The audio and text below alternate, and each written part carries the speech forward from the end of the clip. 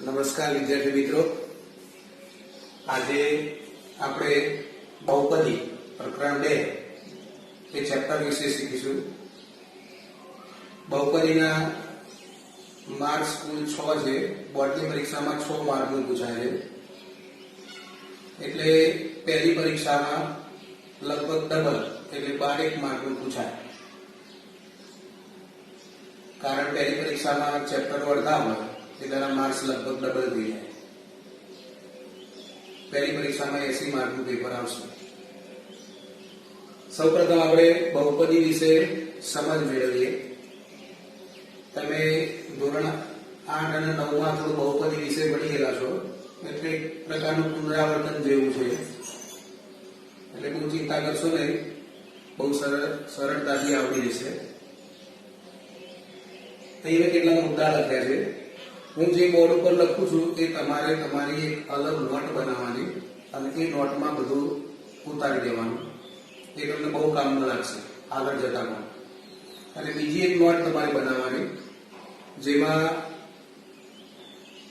ઉદાહરણો અને સ્વાધ્યાયના દાખલાઓ ગણવાના, જે આપણે ગૃહ કાર્ય તરીકે તમને આપીશું. તો શરૂ કરીએ. બહુપદીમાં ફક્ત એક જ ચલ હોય છે. બરોબર, ધ્યાન આપજો.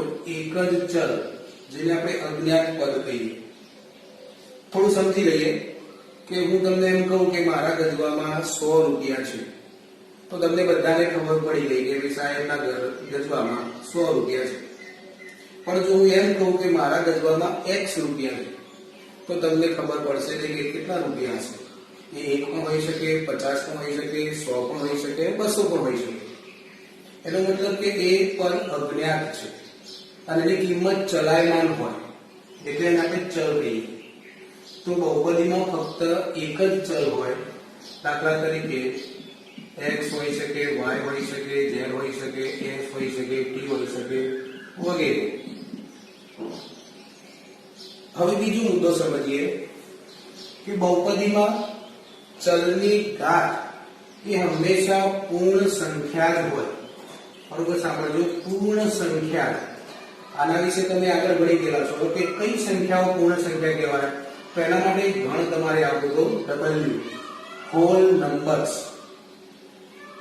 જે પૂર્ણ સંખ્યાઓનો ગણ હતો એની અંદર 0 ની સંખ્યા શરૂ થાય. 0, 1, 2, 3, 4 અપ ટુ અનંત સુધી.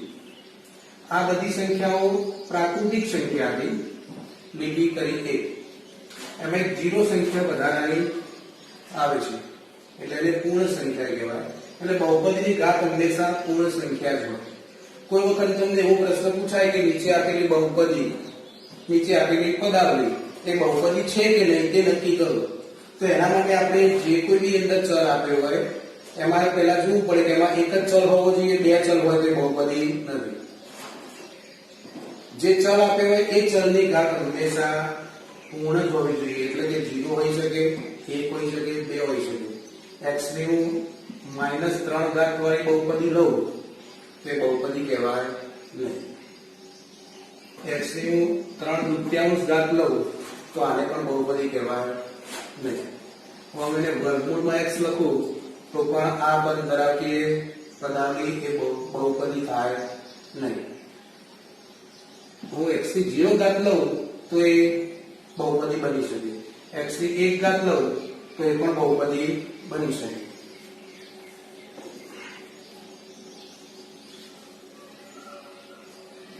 એટલે બે મુદ્દા ખાસ યાદ રાખજો. બહુપદીમાં એક જ ચલ હોય અને જે ચલ હોય એની ઘાત હંમેશા પૂર્ણ સંખ્યા જ હોય. હવે ત્રીજો મુદ્દો, બહુપદીનું નામકરણ. બહુપદીનું નામકરણ કે એનો ઓળખ કે પ્રકાર તેમાં રહેલી ચલની સૌથી મોટી ઘાત એટલે કે મહત્તમ ઘાત થી થાય છે.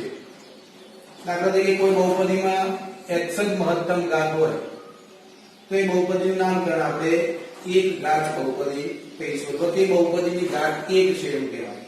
માનો કે કોઈ બહુપદીમાં મહત્તમ ઘાત 2 હોય તો એને દ્વિઘાત બહુપદી કહેવાય અને બહુપદીની ઘાત 2 કહેવાય. હું x ની 3 ઘાત લઉં તો એને ત્રિઘાત બહુપદી કહેવાય. મહત્તમ ઘાત 3 ત્રિઘાત બહુપદી કહેવાય અને બહુપદીની ઘાત 3 કહેવાય.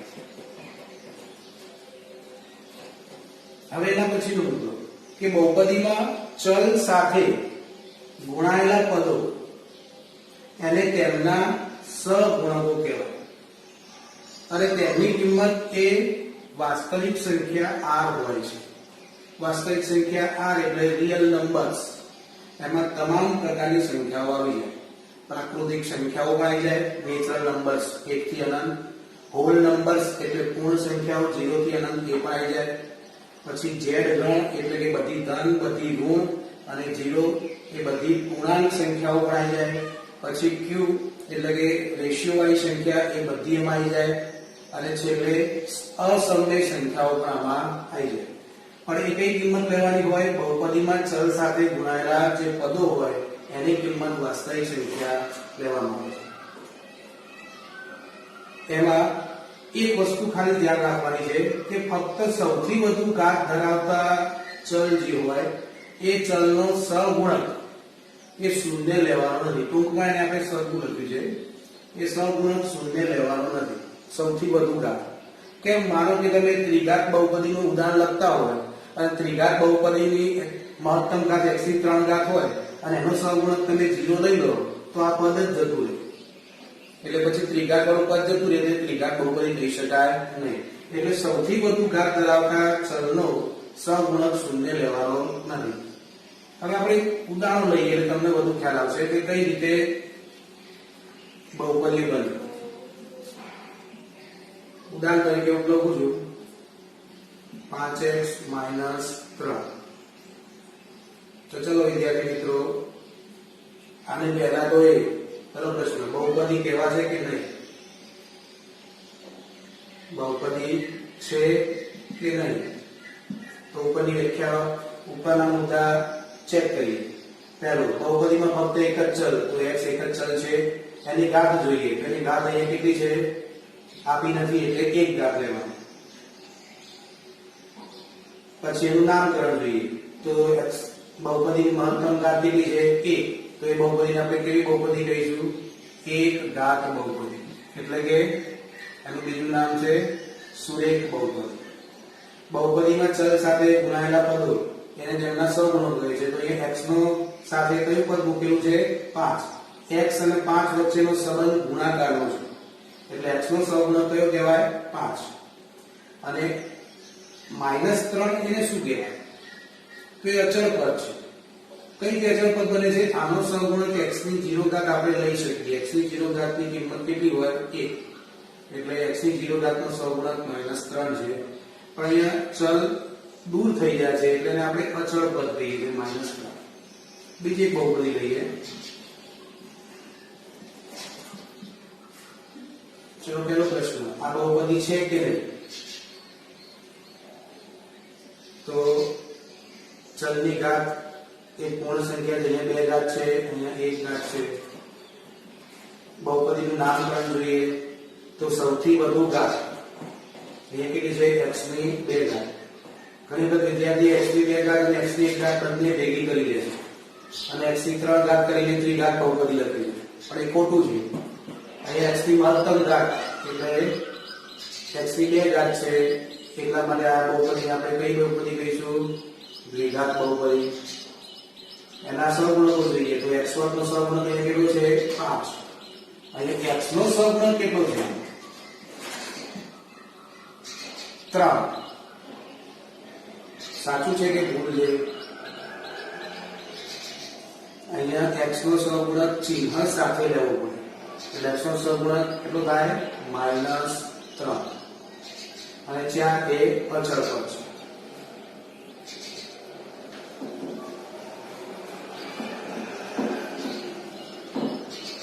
તમને આશા રાખું છું કે બહુપદી વિશે તમે સમજ્યા હશો. હવે આગળ આપણે બહુપદીના પ્રકાર વિશે અભ્યાસ કરીશું.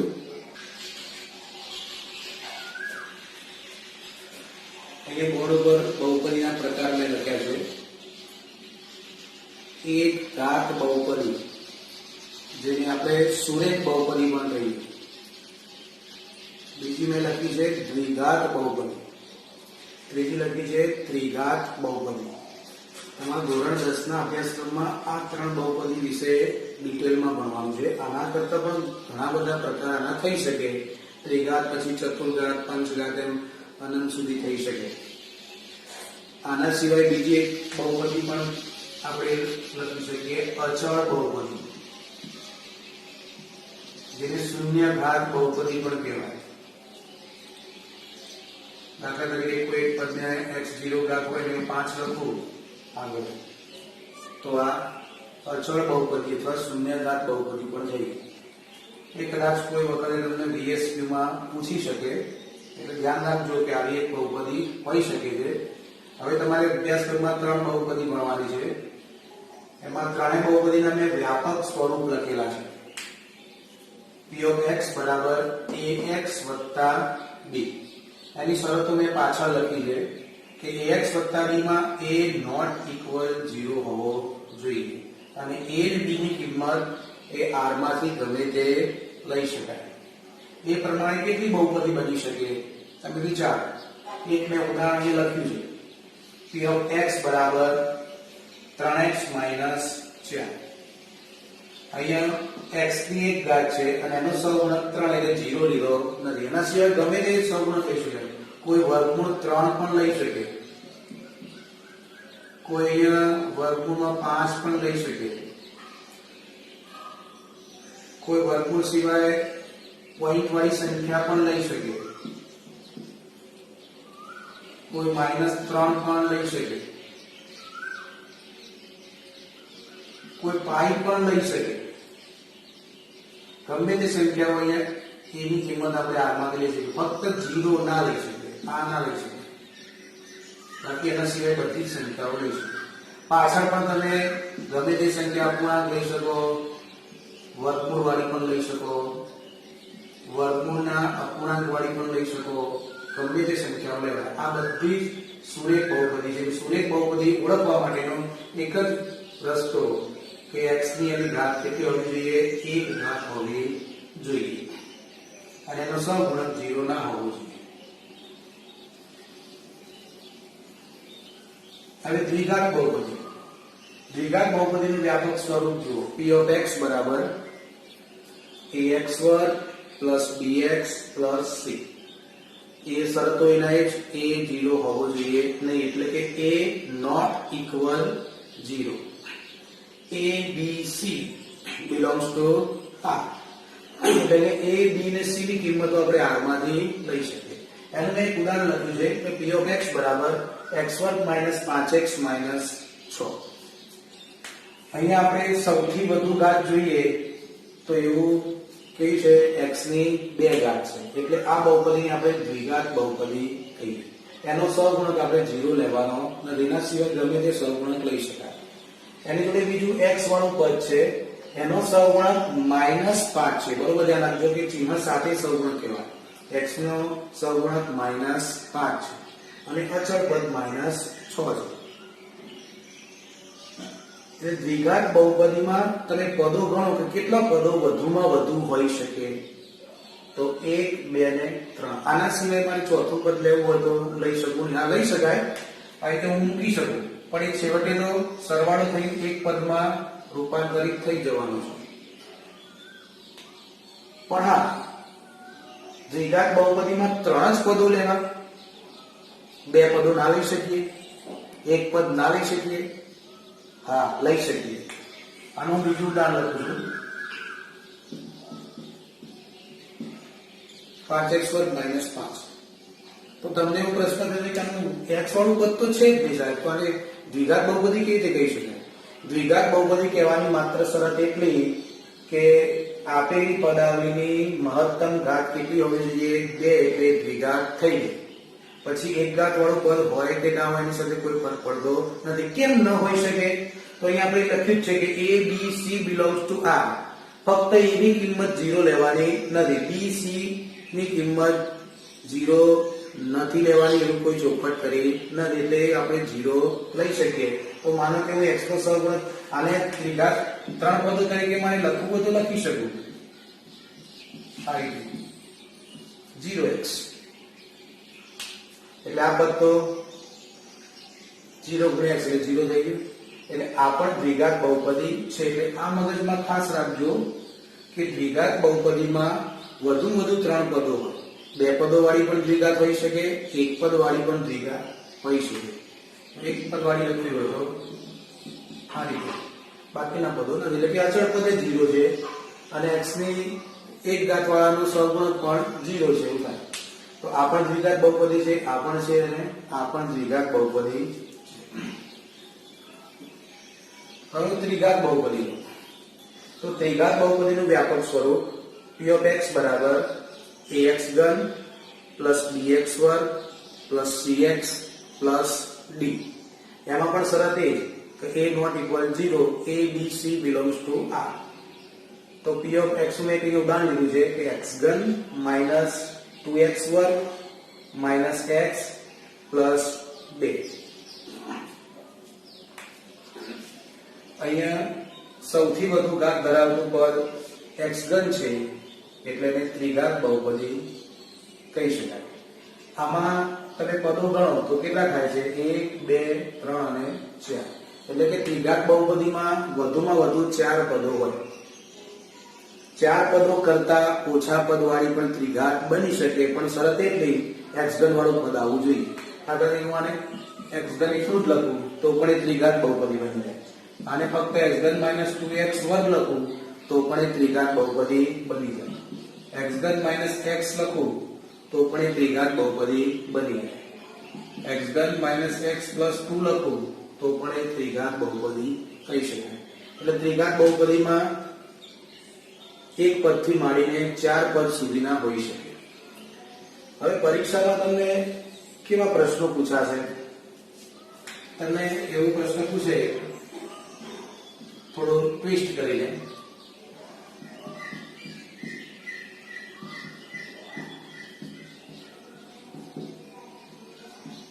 આવી બહુપદી આપી હોય અને પહેલો ક્વેશ્ચન પૂછે કે બહુપદીની ઘાત લખો.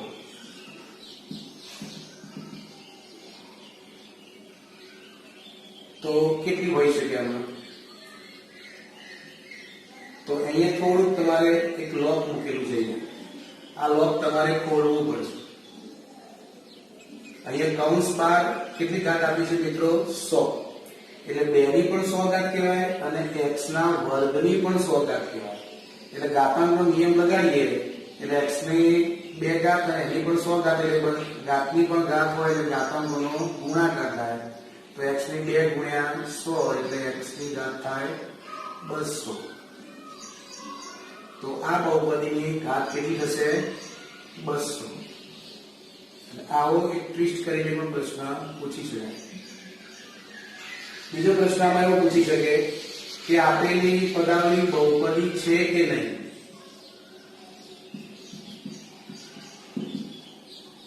તો અહીંયા બધી ઘાત જોવાની. અહીં તો ઘાત આપી નથી એટલે 0 ઘાત કહી શકાય, એટલે પૂર્ણ સંખ્યા જ કહેવાય. અહીં x ની કેટલી ઘાત છે? 3. એ પણ પૂર્ણ સંખ્યા છે. અહીં x ની 2 ઘાત પ્લસ 100 એનો જવાબ આવે 200. તો 200 પણ કેવી સંખ્યા કહેવાય? પૂર્ણ સંખ્યા. માટે આ બહુપદી છે.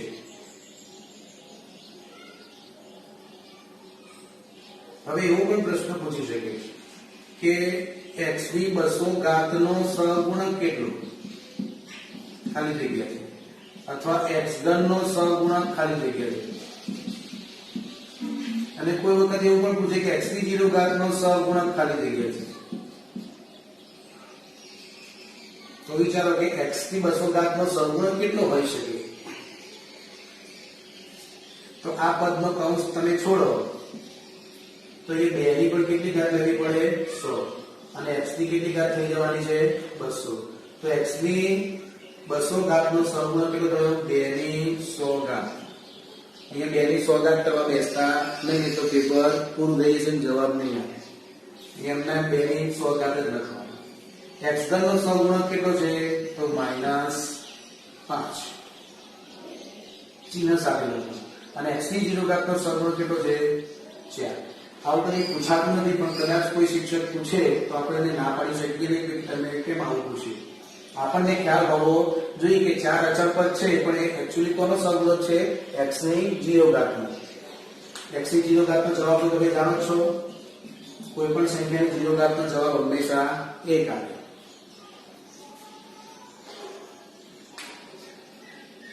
તો આવી રીતે એકઘાત, દ્વિઘાત અને ત્રિઘાત બહુપદીના તમે વ્યાપક સ્વરૂપ શીખ્યા. એના ઉદાહરણો પણ જોયા કે દ્વિઘાત બહુપદી હોય તો એમાં કેટલા પદો હોઈ શકે, વધુમાં વધુ 2 હોઈ શકે. એક પદ વાળી પણ દ્વિઘાત થઈ શકે. આમાં માત્ર 3x લઉં તો પણ એકઘાત બહુપદી બની શકે.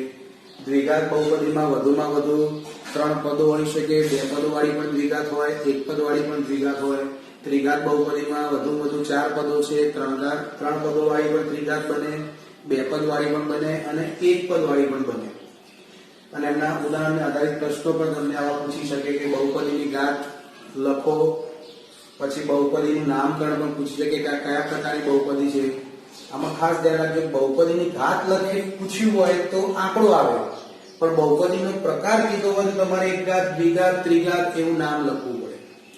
પછી તમને એવું પણ પૂછે કે આપેલી બહુપદી છે કે નહીં. પછી તમને એવું પણ પૂછે કે બહુપદીમાં કોઈ પણ પદનો સહગુણક, તો સહગુણકમાં ધ્યાન શું રાખવાનું કે ચિહ્ન સાથે લખવાનું. તમને આવી રીતે ટ્વિસ્ટ કરીને ગમે તે રીતે પદ પૂછી શકે, તો આવી રીતે પણ પૂછી શકે.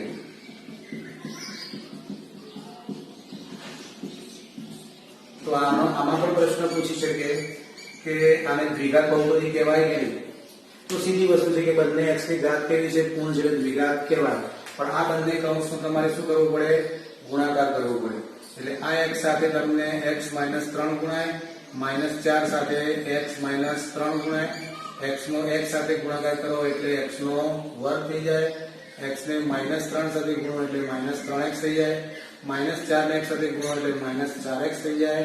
-4 ને -3 સાથે ગુણો એટલે ઓછા ઓછા વત્તા અને 4 ફરી 12. આમાં ખાસ ધ્યાન રાખજો કે ઋણ સંખ્યાનો ગુણાકાર, ઋણ સંખ્યાના સરવાળા બાદબાકીમાં હજુ પણ ધોરણ 10 માં આવ્યા પછી પણ વિદ્યાર્થીઓ ભૂલ કરતા હોય છે.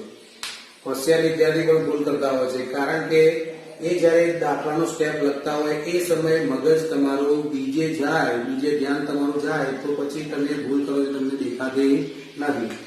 આ ભૂલ રોકવાનો એક જ રસ્તો કે તમારું મન, મગજ અને નજર, આ ત્રણ વસ્તુ ક્યાં હોવી જોઈએ, જે જગ્યાએ તમે ગણતરી કરો છો ત્યાં. જો તમારી નજર પણ આગી પાછી થશે તો અહીંયા રૂમમાંથી દેખાશે નહીં, પ્લસ કરવાનું રહી જશે. મગજથી વિચારવાનું બંધ થશે તો નિયમમાં ભૂલ કરશો ત્યાં ચિહ્નમાં ભૂલ થઈ જશે. એટલે ત્રણ વસ્તુ એક જ જગ્યાએ ફોકસ કરવાની, મન, મગજ અને. આના માટે ચોક્કસ નિયમો બનાવી દેવાના કે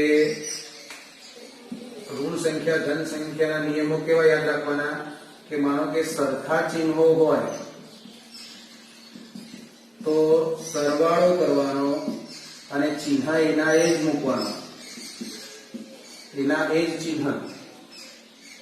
સરખા ચિહ્નો હોય તો સરવાળો કરવાનો અને ચિહ્ન એના એ જ. માનો કે ઋણ 4 અને ઋણ 5 હોય તો સરખા ચિહ્નો છે એટલે સરવાળો 5 ને 4 9 ચિહ્ન એના એ જ.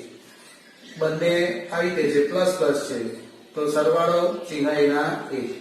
બીજું ખાસ વિરુદ્ધ ચિહ્નો હોય તો શું કરવાનું, બાદબાકી.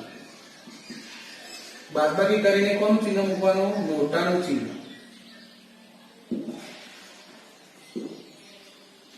વિરુદ્ધ ચિહ્નો હોય તો બાદબાકી કરીને મોટાનું ચિહ્ન. માનો કે -4 + 5 હોય તો વિરુદ્ધ ચિહ્ન હોય તો બાદબાકી 5 માંથી 4 જાય એટલે 1. તો મોટો કયો છે, 5, તો એનું ચિહ્ન કેવું આવે, પ્લસ. અને આ રીતે પણ લખીએ તો સીધું 5 માંથી 4 જાય એટલે આપણે લખી જ દઈએ છીએ.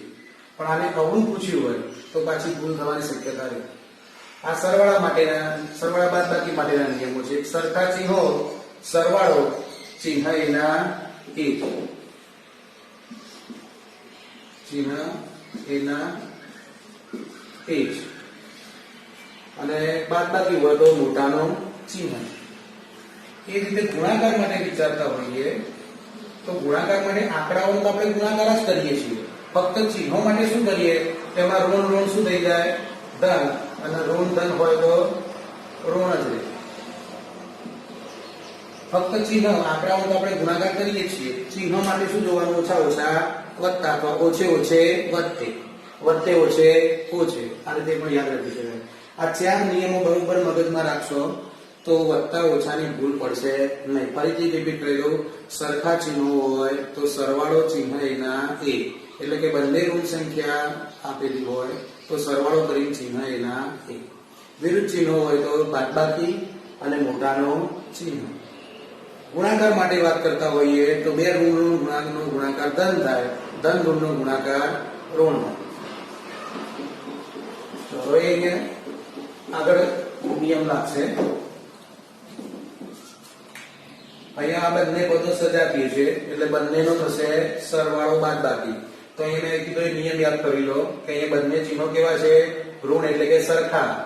તો શું થશે? એમનો સરવાળો. તો ઋણ 4 ઋણ 3 એટલે ઋણ 7, ચિહ્ન એના એક અને x એના 3x અને 4x નો સરવાળો 7x, અહીંયા વત્તા 5. તો હવે આપણી બની ગઈ દ્વિઘાત બહુપદી. હવે પૂછ્યું હોય કે a, b અને c ની કિંમત શોધો. તો આનું વ્યાપક સ્વરૂપ સાથે સરખાવીએ, ax2 bx c સાથે સરખાવીએ તો અહીં કિંમતો તમને મળી જશે.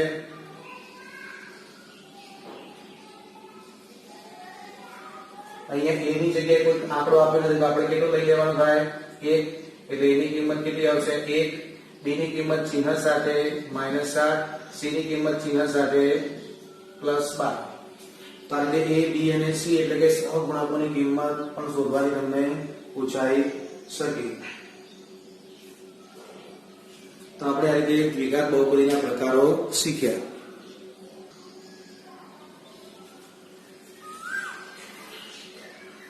x ની આપેલી કિંમતો માટે બહુપદીની કિંમત. હવે આપણે નવી વસ્તુ શીખવા જઈ રહ્યા છીએ કે તમને બહુપદી આપી હોય અને પછી પ્રશ્ન પૂછ્યો હોય કે x ની ગમે તે કોઈ કિંમત આપી હોય એના માટે બહુપદીની કિંમત શોધો. દાખલા તરીકે હું લઉં અહીંયા કે x બરાબર 4 માટે p of x બરાબર શું થઈ શકે? આ ઉદાહરણ માટે તો p of x ની જગ્યાએ આપણે 4 મૂકીએ, p of 4 અહીંયા બહુપદી છે 3, x ની જગ્યાએ આપણે ખાલી જગ્યા રાખીશું, ત્યાં આપણે મૂકીશું 4. x ની જગ્યાએ કેટલી કિંમત મૂકી આપણે? 4. હવે 4 અને 3 નો સંબંધ કેવા પ્રકારનો છે? ગુણાકારનો. 4 કરી 12 -4, 12 માંથી 4 જાય એટલે 8, એટલે p of 4 બરાબર 8 જવાબ આવે. તો અહીંયા શું લખી શકાય કે x બરાબર 4 માટે p of x બરાબર 3x - 4 ની કિંમત 8 આવે. x બરાબર 4 માટે p of x બરાબર 3x - 4 ની કિંમત 8. બીજી કિંમતો લઈએ. x ની કિંમત અહીં આપણે બદલી જઈએ. માનો કે -1 લઈએ તો 3 અને -1 નો ગુણાકાર. હાલ મેં કીધું કે વિરુદ્ધ ચિહ્ન હોય એટલે વત્તા ઓછા ગુણાકારમાં ઓછા. 3 એકા 3 -4. સરખા ચિહ્નો સરવાળો ચિહ્ન એના 1, એટલે આનો જવાબ આવે -7. આપણે બદલીએ કિંમત.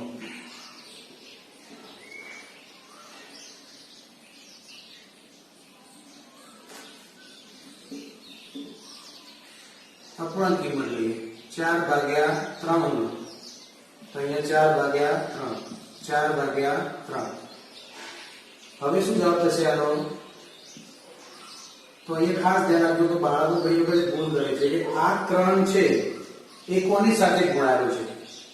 4/3 સાથે ગુણાયેલો છે, 4 સાથે ગુણાયેલો છે, 3 સાથે ગુણાયેલો છે. 3 આખે આખો 4/3 સાથે ગુણાયેલો છે. એટલે આના નીચે આપણે 1 છેદ કલ્પના કરી દઈએ તો અંશનો ગુણાકાર સાથે થાય, છેદનો ગુણાકાર છેદ સાથે થાય. 3 ક્યારે ગુણાય? 4 સાથે. અને 1 સાથે કોણ ગુણાય? 3. એટલે આનો જવાબ થાય 4 કરી 12/3. પણ અહીંયા આપણે 3 વડે ભાગ ચાલે છે એટલે અહીંયા 3 આપણે અહીંયા ઉડાડી શકીએ છીએ એટલે આનો જવાબ થાય 4 - 4 જવાબ આવ્યો 0. હવે અહીંથી એક નવી વસ્તુ આપણે શીખવાની આવી. અહીં આપણે x ની કિંમતો અલગ અલગ મૂકતા ગયા દરેક માટે કંઈક ના કંઈક જવાબ આવતો વધતા કે ઓછા, પણ આ કિંમત એવી હતી કે જેના માટે જવાબ કેટલો આવ્યો 0. હવે આપણે મનમાં એવો પ્રશ્ન થાય કે આ બહુપદી માટે x ની એવી કેટલી કિંમતો હોય કે જેનો જવાબ 0 હોઈ શકે. તો અહીંયા x ની એક ઘાત છે એટલે ફક્ત આને એક જ કિંમત તમને એવી મળે કે જે આમાં મૂકો એટલે બહુપદીની કિંમત તમને 0 મળે. આના ઉપરથી આપણે શેની વ્યાખ્યા સમજી શકીએ? બહુપદીનું શૂન્ય. બહુપદીનું શૂન્ય કોને કહેવાય? તો x ની જે કિંમત માટે આપેલી બહુપદીની કિંમત શૂન્ય થાય તો તે કિંમતને આપેલી બહુપદીનું શૂન્ય કહેવાય. ફરી રિપીટ કરું, x ની જે કિંમત માટે આપેલી બહુપદીની કિંમત શૂન્ય થાય તો તે કિંમતને આપેલી બહુપદીનું શૂન્ય કહેવાય. તો ઉપરના ઉદાહરણમાં p of x બરાબર 3x - 4 નું શૂન્ય કયું હોય? 4/3 છે. એટલે કે શૂન્ય બહુપદી એકાદ બહુપદીનું શૂન્ય એક જ હોઈ શકે, એકથી વધારે શૂન્ય હોઈ શકે નહીં. યાદ રાખવા માટે સીધું સમજી શકાય કે x ની ઘાત 1 છે એટલે એક જ શૂન્ય હોય, અને સીધું શૂન્ય શોધી દેવું હોય સીધું કે આનું શૂન્ય શું હોઈ શકે, તો એ માટે તમારે બહુપદી p of x બરાબર 3x - 4 છે. હવે અહીંયા p of x નો જવાબ કેટલો લાવવાનો છે? આપણે 0 લાવવાનો છે. એ માટે આપણે x ની કિંમત શોધવાની છે. એટલે x ની કિંમત એવી શોધવાની છે કે જેનાથી બહુપદીની કિંમત 0 આવી જાય. તો અહીંયા આપણે p of x ની જગ્યાએ શું લઈ લઈએ? 0, જે આપણે જવાબ લાવવાનો છે 3x - 4. હવે -4 ને આ બાજુ લઈ લઈએ એટલે શું થઈ જાય? +4. અહીંયા વધે 3x. આ 3 અને x નો સંબંધ ગુણાકારનો છે. 3 આ બાજુ લાવીએ એટલે ક્યાં જાય? ભાગાકારનો. એટલે x ની કિંમત કેટલી આવી? 4/3. તો સીધું શૂન્ય પણ શોધી શકાય. એટલે અહીં તમે બે વસ્તુ શીખ્યા કે x ની આપેલી કિંમત માટે બહુપદીની કિંમત શોધવાની અને બહુપદીનું શૂન્ય. શૂન્ય સિવાયના બીજા નામ પણ છે. શૂન્ય એને ઉકેલ પણ કહેવાય, એને બીજ પણ કહેવાય. અને x ની એવી કિંમત કે જેને કારણે બહુપદીની કિંમત 0 થાય એ બધા જ એના શૂન્ય, ઉકેલ, બીજ ગણી શકાય. તો આ વ્યાખ્યા પણ તમે લખી લેજો. હું જે બોર્ડ ઉપર લખું છું એ તમારે વિડિયો પૂઝ કરીને તમારી નોટમાં ઉતારી લેવાનો. અને આ વિડિયો તમને મોટો ફાયદો થશે કે તમે વારંવાર આ વિડિયોને ફરીથી ચાલુ કરીને એકના એક વાક્ય તમારે જેટલી વખત સાંભળવું એટલી વખત તમે સાંભળી શકશો, જેટલી વખત દાખલા તમારે જોવા હોય એટલી વખત દાખલા તમે જોઈ શકશો. એટલે માત્ર વિડિયો જોઈને જ તમને પ્રકરણનો ઘણો બધો ખ્યાલ આવી જશે અને પ્રકરણ તમને આવડી જશે.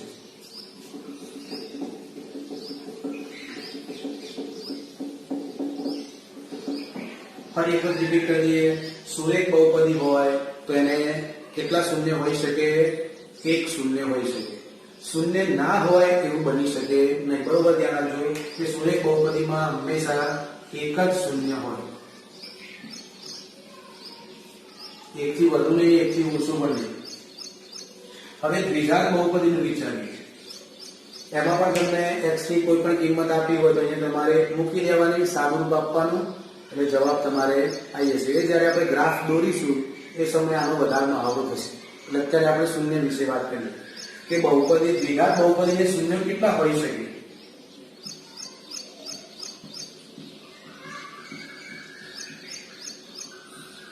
પછી મેં કીધું કે x ની ઘાત કેટલી છે 2, એટલે 2 શૂન્ય હોઈ શકે. હવે 2 શૂન્ય હોવા જ જોઈએ? ના, એવું જરૂરી નથી. દ્વિઘાત બહુપદી વધુમાં વધુ 2 શૂન્ય હોઈ શકે, 1 શૂન્ય પણ હોઈ શકે અને 1 પણ શૂન્ય ન પણ હોઈ શકે, એટલે કે 0 હોય. એટલે કે દ્વિઘાત બહુપદીને 2 કે 1 કે 0, 2 કે 1 શૂન્ય કે 0 ન પણ હોય. આ ખાસ યાદ રાખજો મિત્રો, દ્વિઘાત બહુપદી હોય તો એને 2 શૂન્ય વધુમાં વધુ હોઈ શકે, 1 શૂન્ય વાળી પણ દ્વિઘાત હોય અને 1 પણ શૂન્ય ન હોય એવી પણ દ્વિઘાત બહુપદી હોય. હું એવા તમને 3 ઉદાહરણ લઈશ. પહેલું ઉદાહરણ આપેલું છે કે x² - 5x - 6. આ દ્વિઘાત બહુપદીના શૂન્યો શોધવા છે. તો તમે x ની કિંમત અહીં મૂકતા જાઓ, જવાબ 0 આવે ની રાહ જોવી. એના કરતા સહેલો રસ્તો કે આ બહુપદીની કિંમત કેટલી લઈ લેવાની? 0, કારણ કે આપણે આનો જવાબ 0 લાવવાનો છે.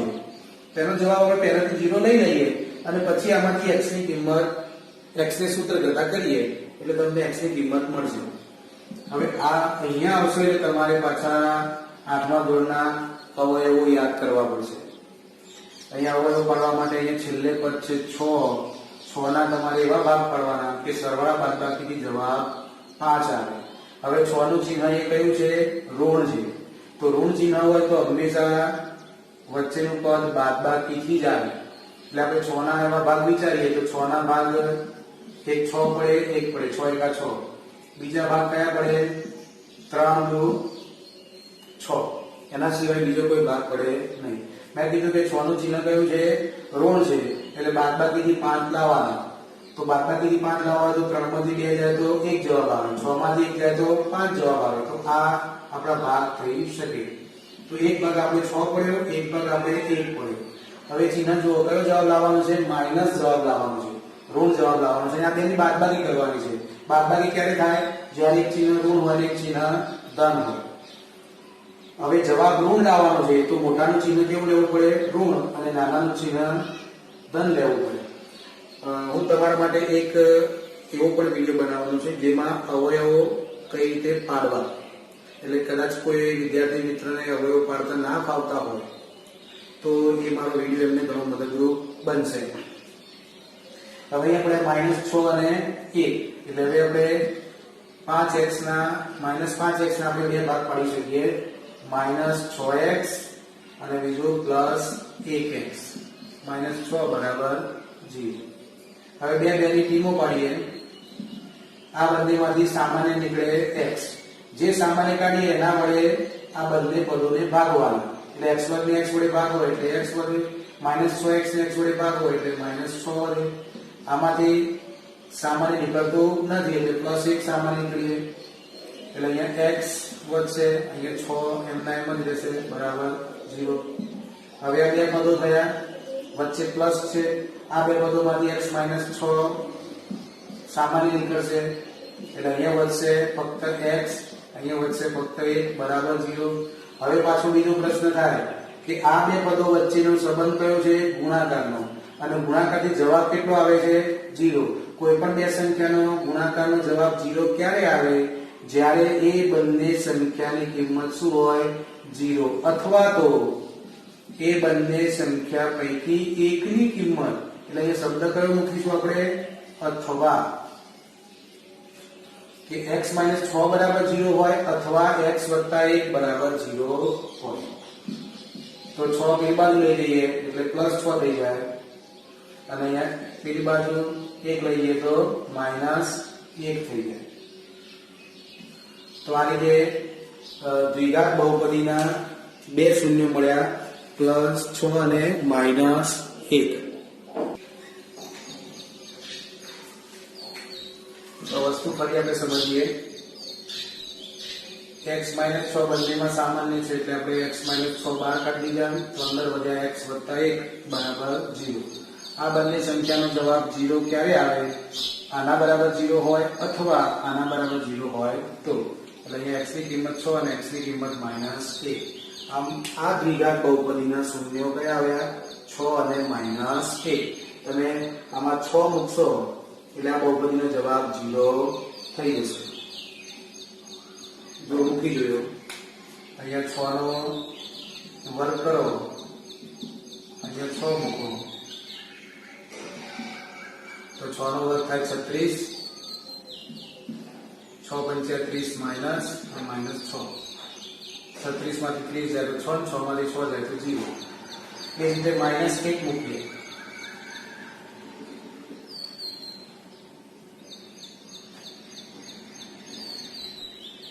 તો -1 નો વર્ગ થાય 1 5 અને -1 બેનો ગુણાકાર ઓછા ઓછા વધતા એટલે +5 થઈ જાય અને -6 5 ને 6 -6 એટલે એનો જવાબ 0 થઈ જાય આમ દ્વિઘાત બહુપદીના શૂન્યો અહીંયા 2 આવે હવે હું એવી દ્વિઘાત બહુપદી લઉં કે જેના શૂન્ય એક જ હોય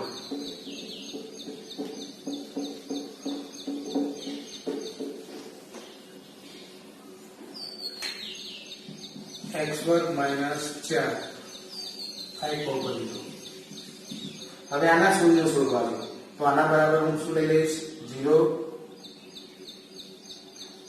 હવે આના અવયવ કૌંસ બાર વર્ગ માઇનસ કૌંસ બાર વર્ગ આ કયા પ્રકારના અવયવ છે x² ને આપણે કઈ સંખ્યા કહી શકીએ પૂર્ણ વર્ગ સંખ્યા પૂર્ણ વર્ગ જેનું વર્ગમૂળ નીકળી શકે અથવા તો જેને વર્ગ તરીકે લખી શકીએ 4 પણ કેવી સંખ્યા છે પૂર્ણ વર્ગ કારણ કે એને 2 નો વર્ગ લખી શકાય અથવા 4 નું વર્ગમૂળ 2 નીકળે એ બંને વર્ગો વચ્ચે ચિહ્ન કયું છે માઈનસ એટલે 2 પૂર્ણ વર્ગના તફાવતની રીતના અવયવ થયા જે તમે આગળ આઠમા ધોરણમાં શીખી ગયા છો તો અહીંયા આપણે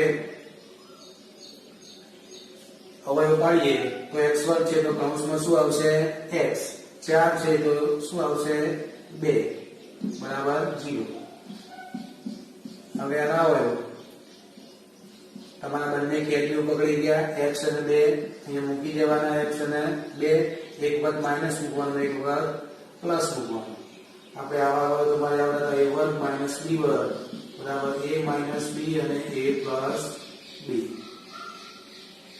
એ આપણે અવયવના લેક્ચરમાં વિશેષ ભણીશું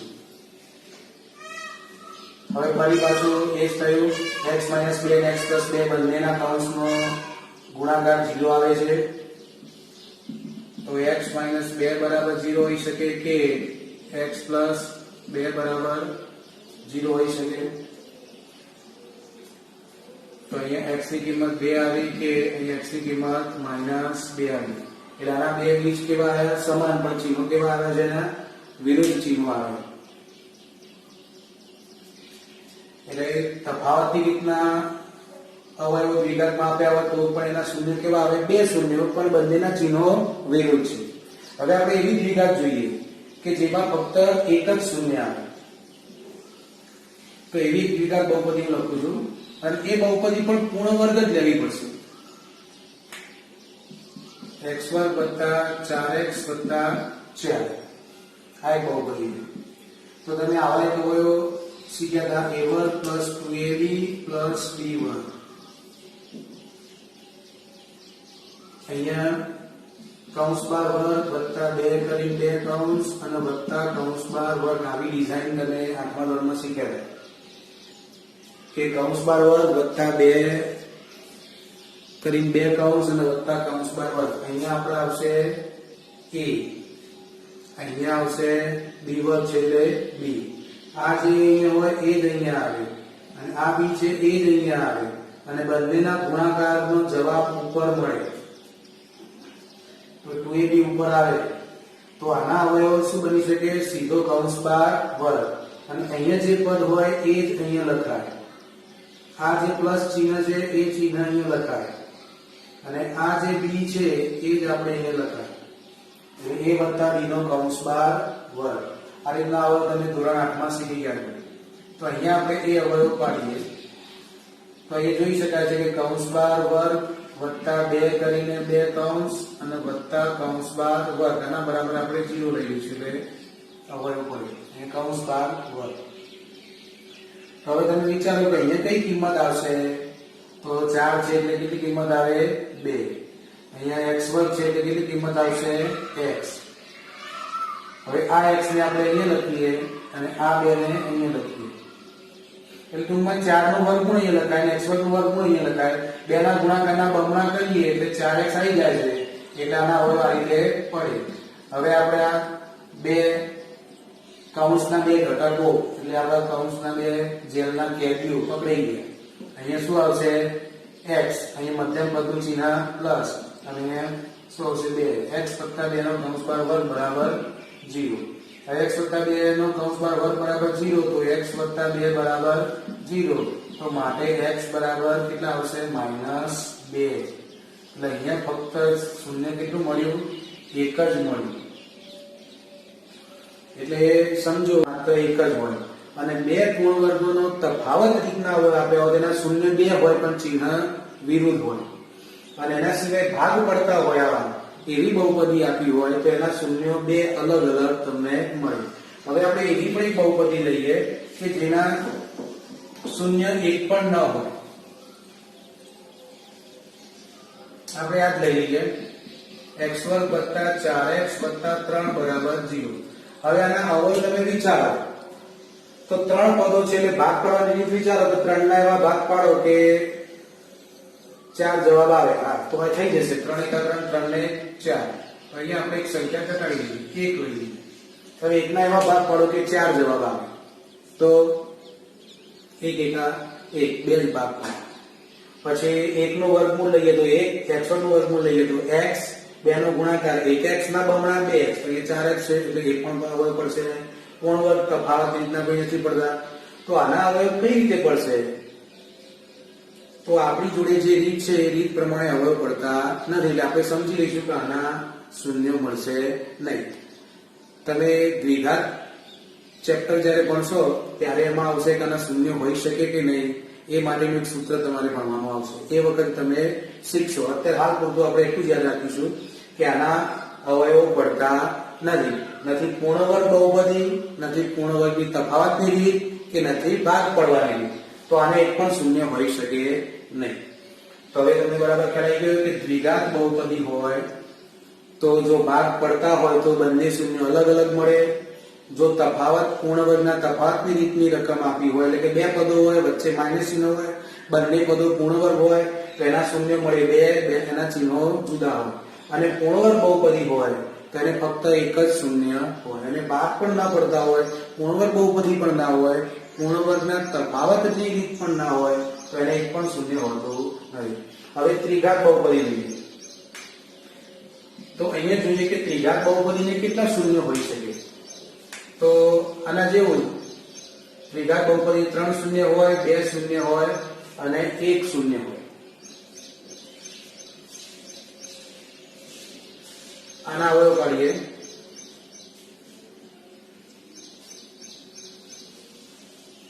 ત્રિઘાત બહુપદી x3 - 2x2 - x + 2 બરાબર 0. હવે 3 ઘાત વાળી બહુપદીના અવયવ કાઢવા હોય એટલે આપણે 2 2 ના ભાગ પાડીને પહેલા જોઈ લઈએ કે આગળ અવયવ પડે છે કે નહીં. તો આમાં x2 સામાન્ય કાઢીએ તો અહીંયા વધશે x - 2. આમાંથી -1 સામાન્ય કાઢીએ તો x - 2 બરાબર 0. હવે x - 2 સામાન્ય આવ્યા અને બહાર કાઢી દઈએ x - 2. તો હવે કૌંસમાં શું વધશે x2 - 1 બરાબર 0. x - 2 તો એમના એમ જ રહેશે. આના અવયવ પડે છે થોડી વાર પહેલા જ આપણે જોયા x2 પણ પૂર્ણ વર્ગ 1 પણ પૂર્ણ વર્ગ બંને વચ્ચે માઇનસ નું ચિહ્ન એટલે x1 નું વર્ગમૂળ x 1 નું વર્ગમૂળ 1 એક વાર ઋણ ચિહ્ન અને એક વાર ધન ચિહ્ન બરાબર 0. હવે અહીંયા 3 કૌંસનો ગુણાકાર 0 આવે. 1 2 3 ત્રણ કૌંસનો ગુણાકાર 0 હોય તો x - 2 બરાબર 0 લઈ શકીએ, x - 1 બરાબર 0 હોઈ શકે, x બરાબર 1 x + 1 બરાબર 0 હોઈ શકે.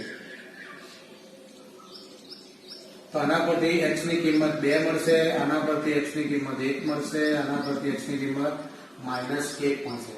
આમ ત્રિઘાત બહુપદીના શૂન્યો 2 આયા, 1 આયો અને -1, એમ કુલ કેટલા થયા? 3 શૂન્યો થયા. એટલે આ ત્રિઘાત બહુપદીના શૂન્યો કેટલા હોઈ શકે? વધુમાં વધુ 3. હવે 2 શૂન્ય વાળી પણ ત્રિઘાત બહુપદી હોઈ શકે. એવી હું આમાં થોડા ફેરફાર કરું તો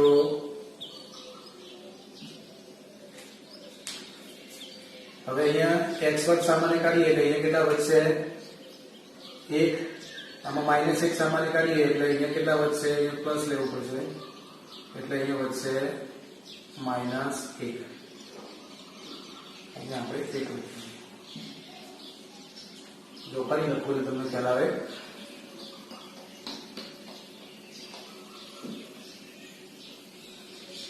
પહેલામાંથી સામાન્ય કરશે x વર્ગ એટલે x - 1 છે.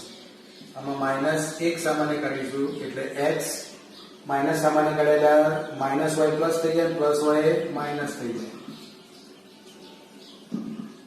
હવે આ બંને પદોમાંથી x - 1 સામાન્ય નીકળશે, અહીંયા વધશે x વર્ગ - 1 બરાબર 0.